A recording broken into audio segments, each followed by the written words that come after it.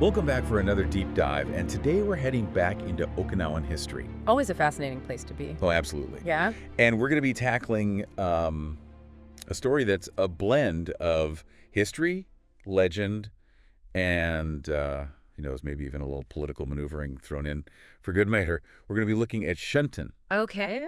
the supposed first king of Okinawa. Right. Now, his reign is really interesting, at least to me, because it seems to showcase the Okinawan view of what a monarchy should be.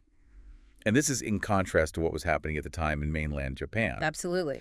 So, like, their views on monarchy were completely different. Okinawans seem to have believed in this mandate from heaven kind of thing, right? Right. Where it wasn't just automatically passed down because of your bloodline, but it had to do with the virtue of the ruler.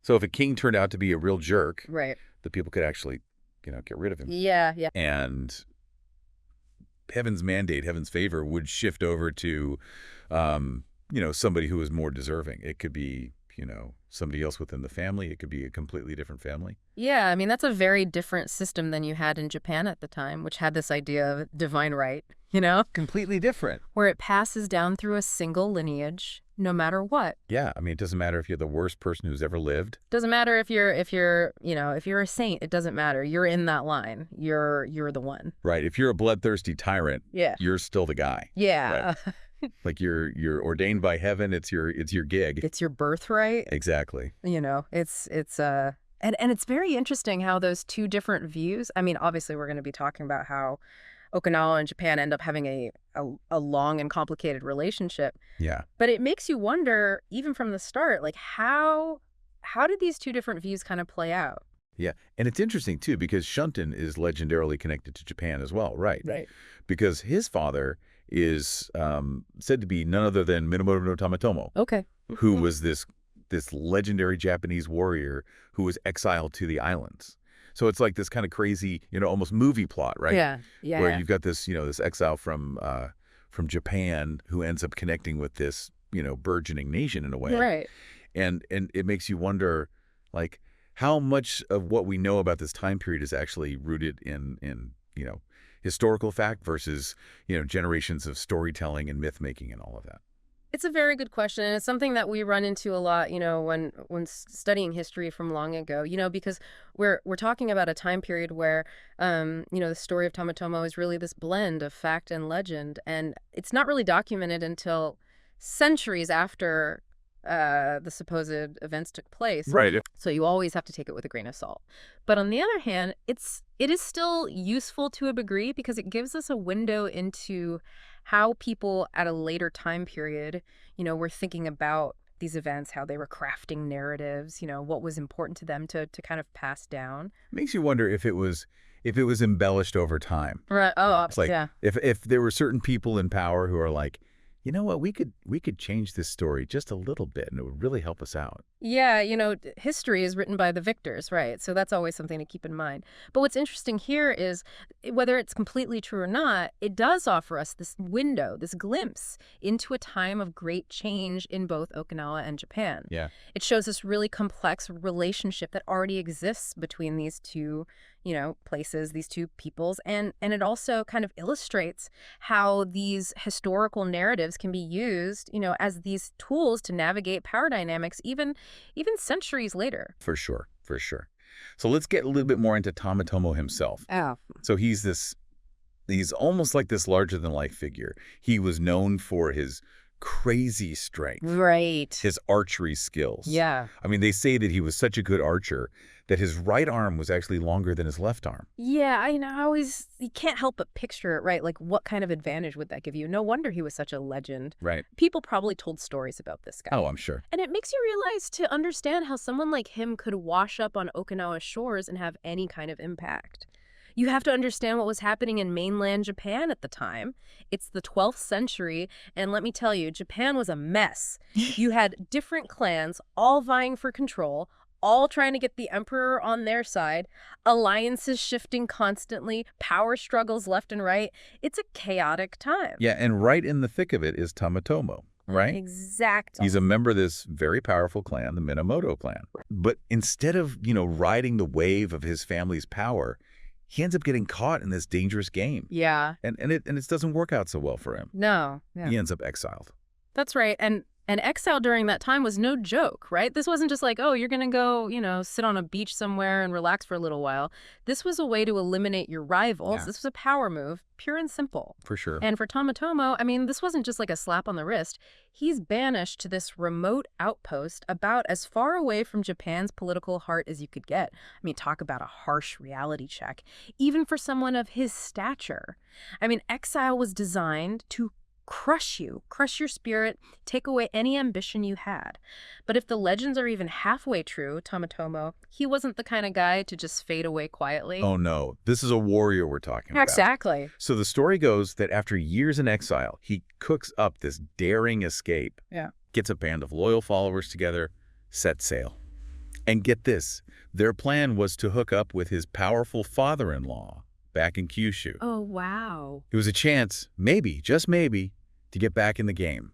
I mean, talk about a long shot. The open sea back then, even at the best of times, was unpredictable. Oh, yeah. And then you've got the added winkle of, potentially Minamoto forces out there looking for them. Oh, yeah, they're not just on a pleasure cruise, that's for sure. Yeah, no. And then as if things couldn't get any worse, a massive storm hits. Of course. Tossing their ship around. I mean, you can just picture it, right? Mhm. Wind howling, waves crashing down on the deck. Talk about a fight for survival. That would have been terrifying. A reminder of how dangerous the sea was in those days. I mean, especially if you were on the run from powerful enemies. And, well, their ship, it takes a real beating, gets blown way off course. Oh, I bet. And when the storm finally dies down, they find themselves shipwrecked on some unknown island. Okinawa. Okinawa! Talk about a change of plans, right? That is not what they had in mind. So here they are, washed up on a foreign shore, about as far from their goal as you could get.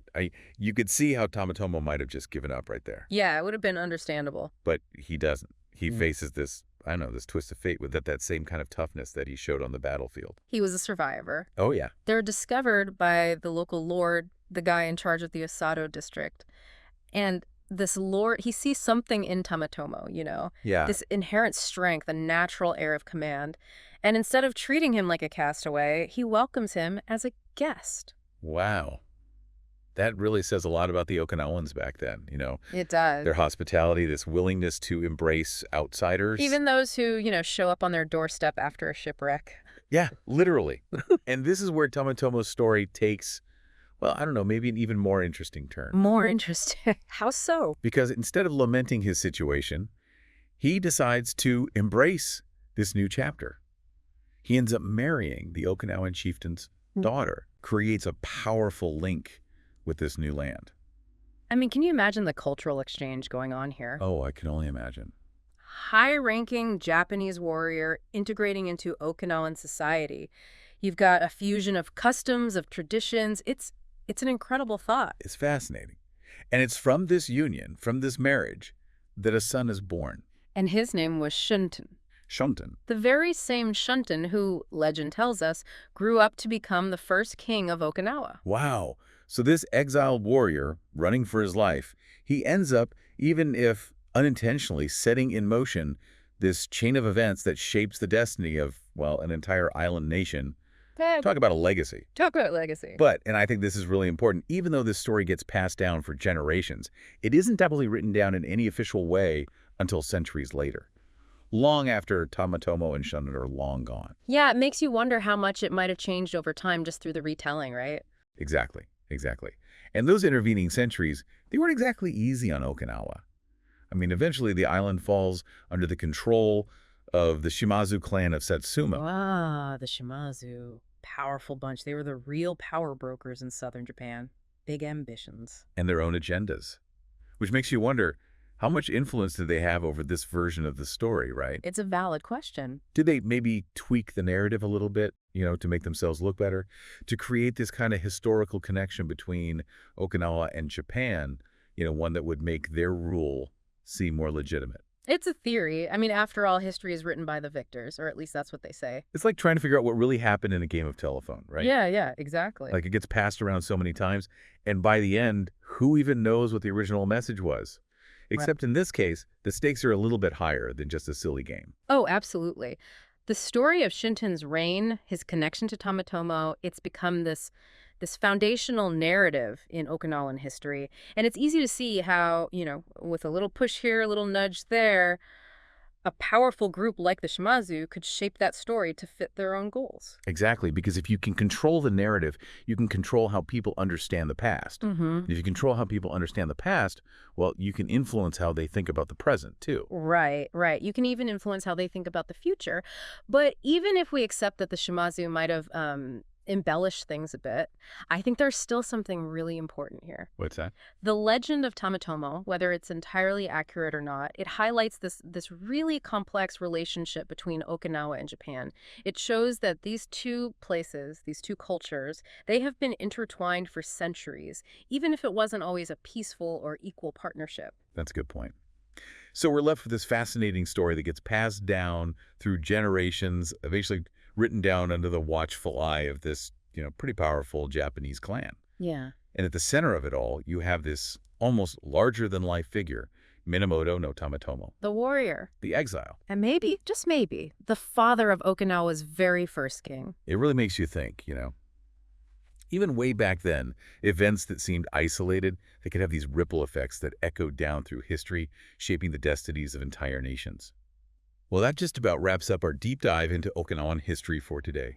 We've been exploring the intertwined stories of Shunten, supposedly Okinawa's first king, and his maybe father, the exiled Japanese warrior Minamoto no Tametomo. What a story.